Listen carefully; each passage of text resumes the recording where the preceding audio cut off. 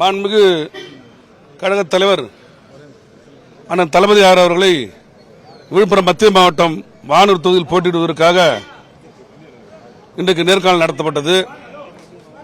39 பேர் நேர்காணலில் கலந்து கொண்டோம்.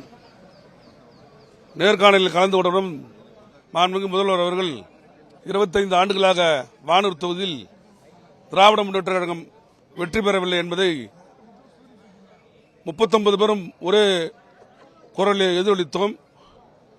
நீங்கள் அனைவரும் ஒருவருக்குத்தான் சீட்டு வழங்கப்படும், ஆகையால் ஒருவருக்கு திராவிட முன்னேற்ற கழகத்தில் போட்டியிடுவதற்கு வாய்ப்பளித்தால் நீங்கள் அனைவரும் ஒன்றுபட்டு வேலை செய்து வெற்றி பெற செய்ய வேண்டுமாறு கேட்டுக்கொண்டார்கள். அதற்கு அனைவரும் வாக்குறுதி அளித்துவிட்டு வந்திருக்கிறார்கள் என்பதை மிகுந்த மகிழ்ச்சியோடு தெரிவித்துக் கொள்கின்றேன்.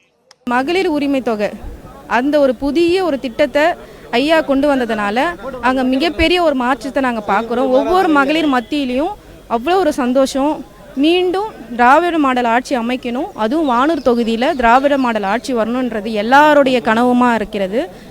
தளபதி அவர்கள் வந்துட்டு யார் வேட்பாளராக நாங்கள் அறிவித்தாலும் அவங்களோட இருந்து நீங்கள் ஒத்துழைச்சி ஒற்றுமையாக இருந்து செயல்பட்டு வெற்றி வாய்ப்பை நீங்கள் தேடி கொடுக்கணும் அப்படின்னு சொல்லியிருந்தாங்க.